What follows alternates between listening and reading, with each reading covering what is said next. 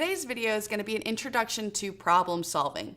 Problem solving is the process of solving word problems, which we all love so very much.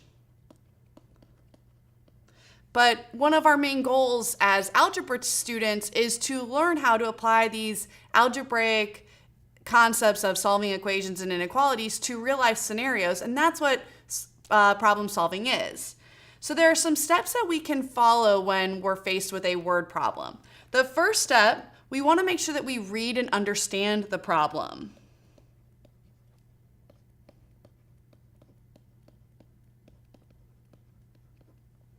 Now that seems pretty obvious, but understanding a problem is not just understanding the language that they use, but what are they asking you to find? What information are they giving you? What are your unknowns? Sometimes it takes us 2 or 3 times of reading the problem before we fully understand what the problem is asking us to find. The second step is to translate your word problem into some equation that you can solve.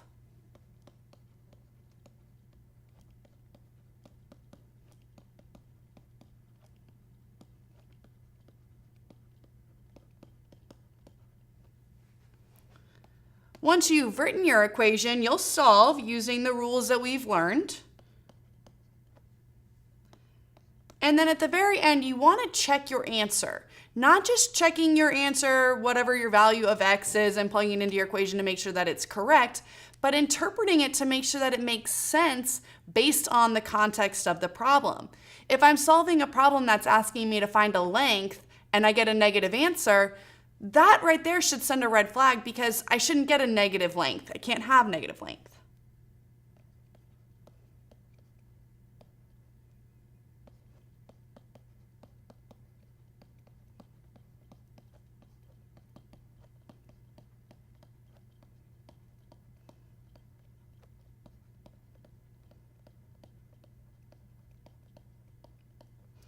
This last question of whether or not your answer is reasonable is really going to depend on whether or not you really understand what the question is asking you. So we're going to look through a couple examples to give us some extra practice, but before we start solving, we're just going to work on the first and the second step, the understanding, the reading and understanding, and translating into an algebraic expression. So we have the sum of 3 consecutive even integers if x is the first even integer. So we're not solving anything. They're not telling us anything about these 3 numbers. They're just saying that they are 3 consecutive even integers. So this is what we want to pay attention to. We're talking about 3 consecutive even integers. And we're talking about the sum of these. So we know we're going to add them. So we've got the first plus the second plus the third. These consecutive integer problems are very common. One of the things I would suggest is coming up with a concrete example of the types of numbers they're asking. If they're asking for 3 consecutive even integers, a concrete example would be 2, 4, 6. This just gives me an example of what 3 of those numbers would look like. They're telling me that the first number is going to be x. Now, if I look up here, if my first number was 2 and my second number was 4, how did I get from 2 to 4? I added 2 to that. So if my first number is x, then my second number can be represented by x plus 2. Now, when I look at my third number up here, this 6, how did I get from 2 to 6? I added 4. So if my first number was x, I can add 4 to x to represent my third consecutive even integer. Now we can combine like terms. X plus x plus x is 3x plus 6. And that is an algebraic expression that represents this problem.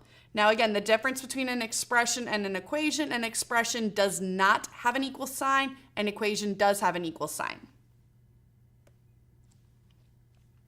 The perimeter of a triangle with sides of length x, 2x plus 1, and 4x. So we're talking about perimeter, and they're giving us the lengths of our sides. This is the important information from the problem. So what does perimeter mean? Perimeter means add up all the sides. So we've got our triangle. We can label the sides of our triangle x, 2x plus 1, 4x. And the perimeter is going to be the sum of those sides. So we've got x plus 2x plus 1 plus 4x. And we'll combine like terms to simplify this expression. 7x plus 1 represents the perimeter of this triangle.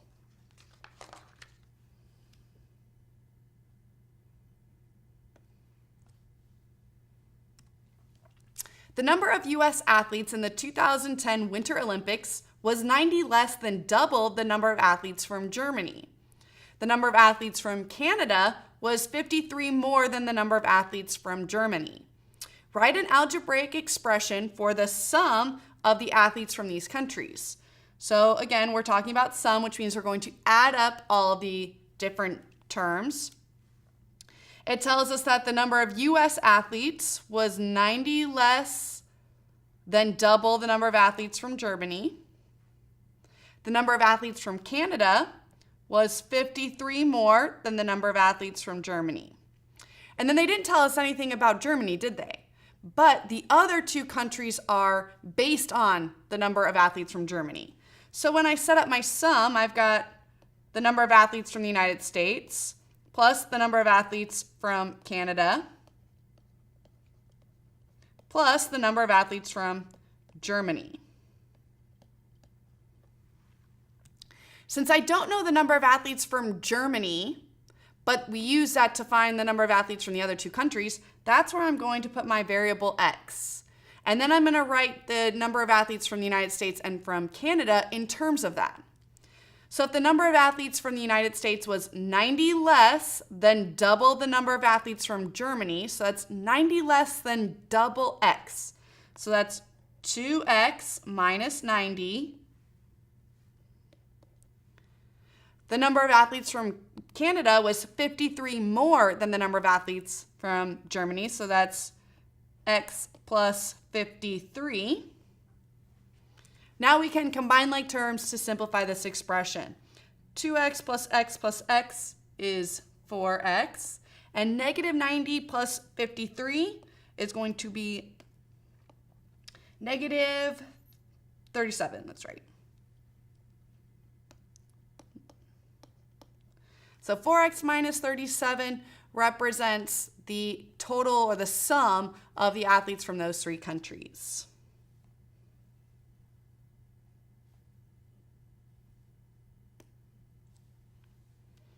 So now we're going to shift gears a little bit. Now we're going to go or add one extra step, and we're going to start solving these problems. So we look at this following example. A second number is 3 times the first. A third number is 50 more than the first. If their sum is 235, find the 3 numbers. So let's highlight what's important in the problem. A second number is 3 times the first. The third number is 50 more than the first. Their sum is 235. So we've got the first number plus the second number plus the third. And now we know what this sum is. It is equal to 235. That word is, when we see it in a word problem, translates to equals in most cases.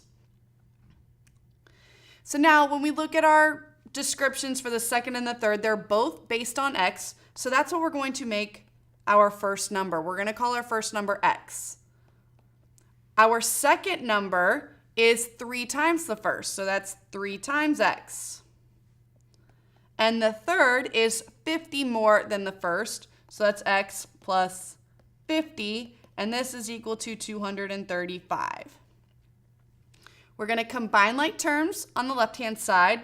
We have 5x plus 50 equals 235. And here's your equation that you're going to solve. We're going to subtract 50 from both sides. We get 5x equals 185. Divide both sides by 5. We get x is equal to 37. Now that I have my value for x, you want to check your answer, make sure that it represents what they asked you to find. In the problem, they want us to find all three numbers. All we have found is x, which doesn't exactly answer the question. So we need to figure out what's the first number, the second, and the third based on this value of x. Well, my first number translated to x, so 37 is my first number. My second number was 3 times x, so 3 times 37 is going to be 111. And my third number was x plus 50, or 37 plus 50, which is 87.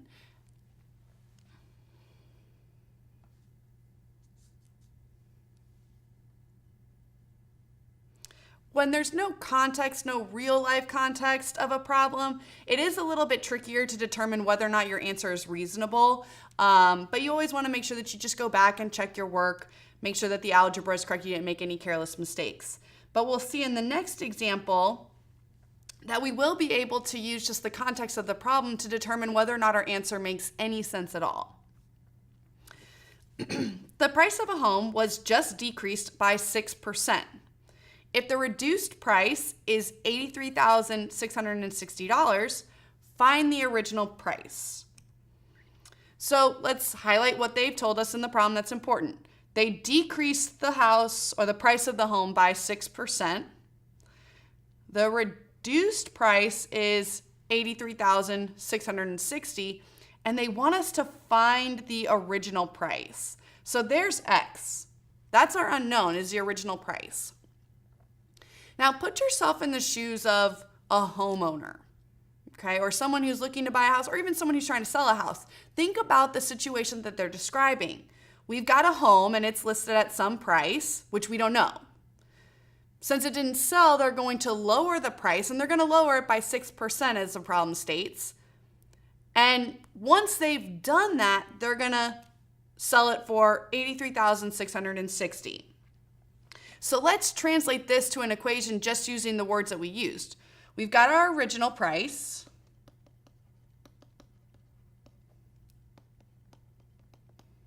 They're going to take away 6%. And this is going to end up resulting in that price, that reduced price of $83,660. Now, we've already mentioned that the original prices are unknown, so there's your x. Now we've got this 6%. How do I write that in terms of this equation? I'm taking away 6% of what? Okay, think about it. Even if you can't put yourself in the shoes of a homeowner or someone who's trying to purchase a home, all of us have been to a store and bought something that was on sale. Well, if a shirt costs $10 and it's 20% off, how do you figure out what you're going to pay at the cash register? You take your original price and you find 20% of that original price. In this case, we're trying to find 6% of the original price. How do I find 6% of an original price? That's 0.06 times that original price, which is x in this case. And that equals $83,660. Now, if you notice, these two are like terms. I know it's hard to see because one has no coefficient, although it's an invisible one, and the other one has a decimal coefficient. They are both like terms. They're both linear terms of x. So we can combine this. This is like a 1x minus 0.06x is 0.94x equals 83,660. We'll divide both sides by 0.94. And the original price is then $89,000.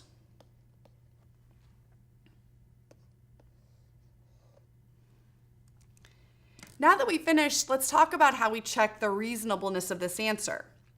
Well, we all know how to find a reduced price. So now that we have the original, could you go back and figure out, okay, if I have an original price of this and I want to take away 6%, what would I end up with? You absolutely can.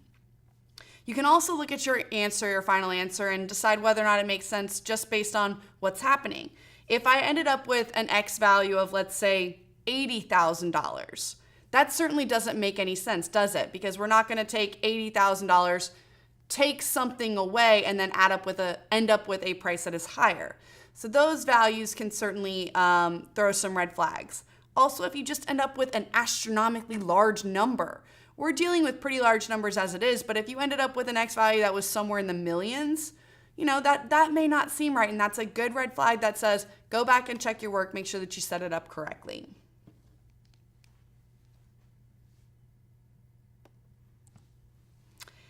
A rectangle has a perimeter of 106 meters.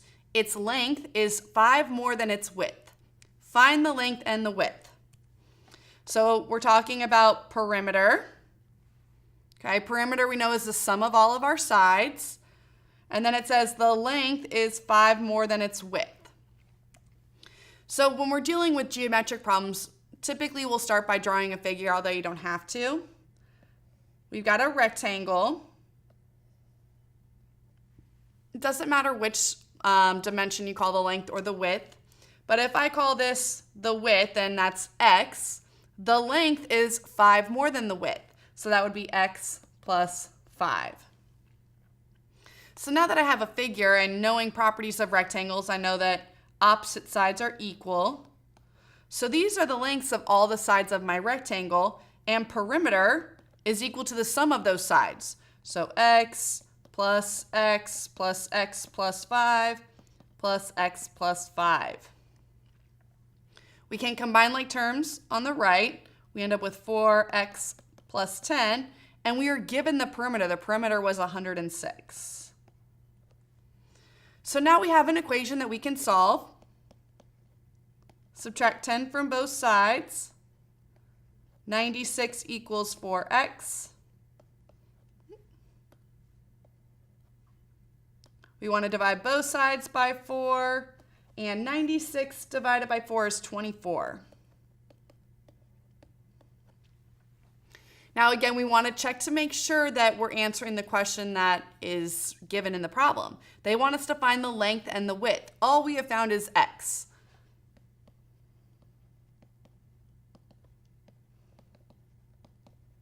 Well, the width is what we called x, so that's 24. And we have units given in the problem, that's meters, so we want to include them in our answer.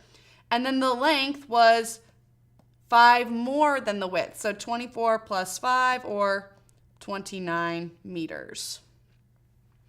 And you can check these to make sure that when you add up the perimeter that you still get 106. And like I mentioned previously, if you ended up with a negative answer here, that would indicate that something happened in solving or in setting up the equation, because you shouldn't get a negative length.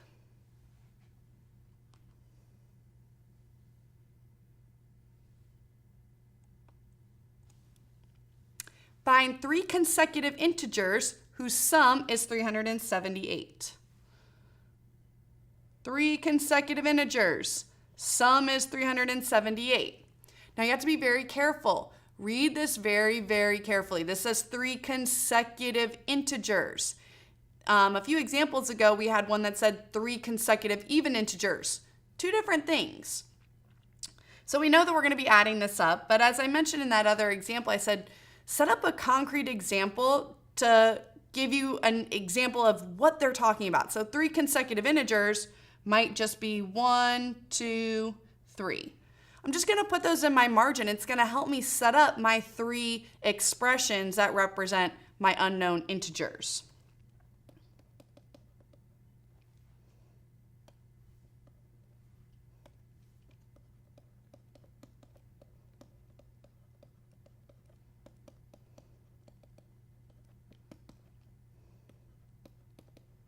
We know that the sum of the first, second, and third is equal to 378.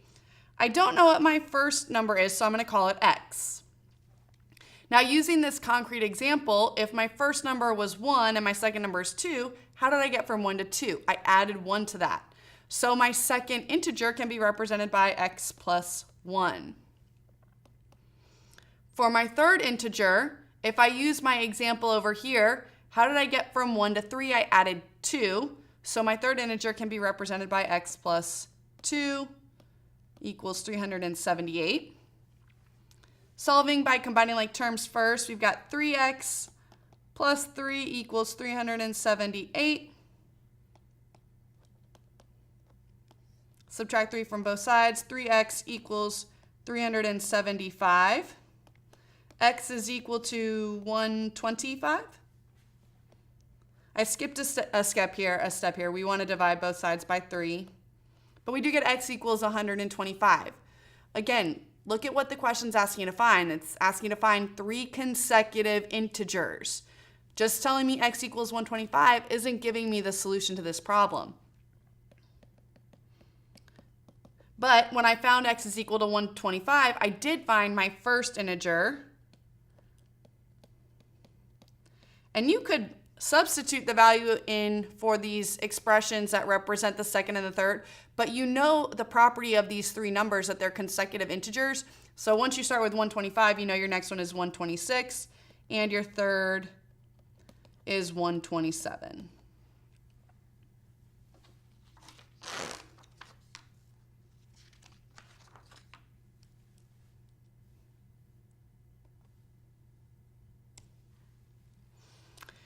So we'll start using some formulas to solve problems. A lot of real-life applications do have formulas associated to them.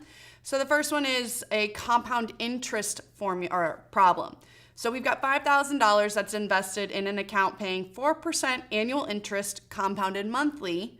Determine the balance after 2 years. Well, you should at this point know that the formula for compound interest, the amount is equal to P times 1 plus R over N to a power of N times T. P is your principal, R is your interest rate as a decimal, N is the number of times it's compounded per year, T is your time in years, and then A represents your future amount. So if I use the problem, I'm going to highlight what's given. $5,000 is invested, there's our principal. We've got a 4% annual interest rate. It's compounded monthly, which tells me that N is equal to 12. And we want to know the balance after 2 years, so that's our T. Now we just plug and chug. We substitute in what we know to find what we don't. We're trying to find the future amount. The principal was 5,000 times 1 plus, for our interest rate of 4%, we're actually going to type it in as, insert it as a decimal, over 12 raised to the 12 times 2. Now you want to be very careful when you're typing this into your calculator. Yes, I expect you to use one for this problem, but do some basic calculations before you reach for your calculator and make sure that you're always following the order of operations.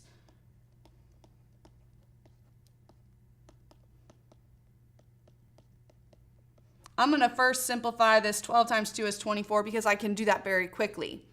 If you guys have your calculators out, the way you might evaluate this is by starting inside the parentheses. Remember, parentheses or any grouping symbol is always the first operation. So when we have 1 plus 0.04 divided by 12, you should have 1.00333, so on and so forth. Now, what are we going to do with this value that's in the parentheses? The next operation we have to use is our exponent. So we're going to take that 1.003 and we're going to raise it to a power of 24. And we should now have an answer of 1.083142959, which now we can multiply by the 5,000.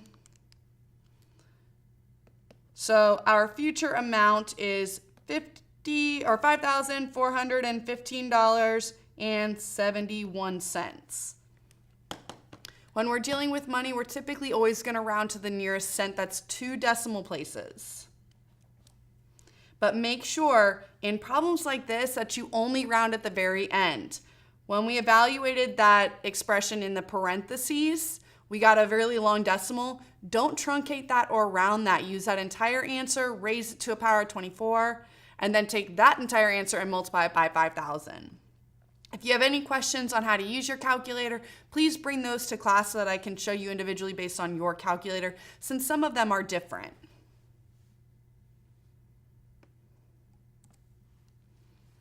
A distance of 567 miles is traveled at a speed of 52.5 miles per hour.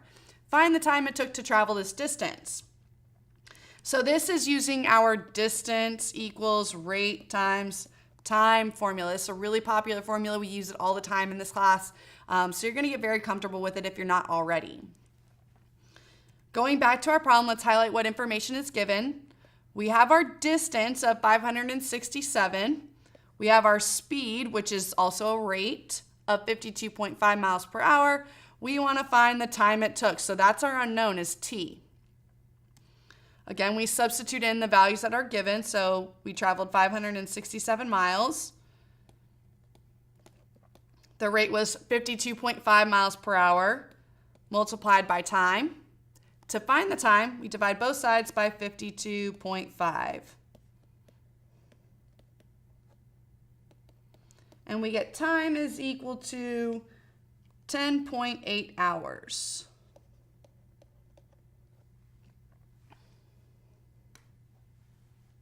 Now again, you can check whether or not this makes sense. Think about driving in your car. If you're driving approximately 50 miles per hour for approximately 10 hours, how far would you travel? About 500 miles. So you guys do know enough about this relationship between distance, rate, and time just from traveling in a vehicle that you can make sure that your answer doesn't seem really outrageous.